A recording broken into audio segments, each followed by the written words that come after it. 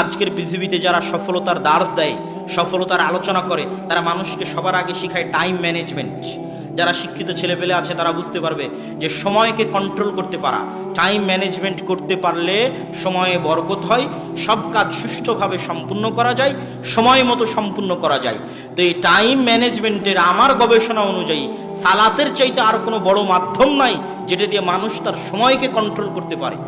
আপনি যদি দেখবেন যে 5 ওয়াক্ত সালাত বিহীন একটা দিন আর 5 ওয়াক্ত সালাত ওয়ালা একটা দিন, যেই দিনটা আপনার 5 ওয়াক্ত বিহীন পার হয়ে গেছে ওই দিনে দেখবেন কোনো কাজই হয়নি। দেখবেন যে আপনার কাজই তো শুরু করেছেন আপনি 10টার সময়, 10টার সময় কাজ শুরু করতে করতেই তো দুপুরের খাবারের সময় হয়ে গেছে। দুপুরের খাবারের সময় হয়ে কাজ শুরু করতে না করতে লেবার মিস্ত্রি এখন বলছে চলে যাব, সময়ে বরকত পাবেন না। আর ওই যে ফজরের সালাতে যদি উঠেন, ফজর থেকে জোহর পর্যন্ত মেলা লম্বা সময়, ফজরের সালাতে উঠে কাজ শুরু করবেন, দেখবেন 10টার মধ্যে কাজ শেষ হয়ে গেছে, আর কি কাজ করবেন, কাজ খুঁজে পাবেন না। এটা সালাতের বরকত।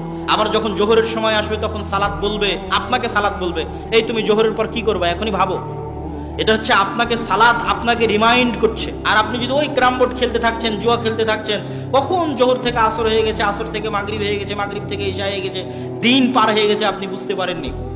ওই দেখা যাচ্ছে মোবাইল নিয়ে বসে আছে, ফেসবুক নিয়ে বসে আছে, ভিডিও গেম নিয়ে বসে আছে, সিরিয়াল নিয়ে বসে আছে, মুভি নিয়ে বসে আছে, কখন জোহর হয়েছে, আসর হয়েছে, মাগরিব হয়েছে, ইশা হয়েছে, বুঝতে পারেনি। ওর দিন কিভাবে পার হয়ে গেছে বুঝতে পারেনি। আর ও যদি ওই খারাপ কাজটা করা অবস্থাতেও যদি সালাত আদায় করতো, তাহলে জোহরের সালাতের সময় জোহরের সালাত ওকে একবার রিমাইন্ড দিত, এরপরে কি করবে। আবার আসরের সময় আর একবার রিমাইন্ড দিত, এরপরে কি করবে। আবার মাগরিবের সময় আরেকবার রিমাইন্ড দিত, এরপরে কি করবে। এশার সময় আরেকবার রিমাইন্ড দিত, এরপরে কি করবি। তাহলে ও যত কাজেই ব্যস্ত থাক, প্রত্যেক ব্যস্ততার মাঝে একটা করে ছোট্ট বিরতি আছে, যেই বিরতিতে ও নতুন করে ভাবার সুযোগ পাচ্ছে, দিনটাকে কাজে লাগানোর সুযোগ পাচ্ছে।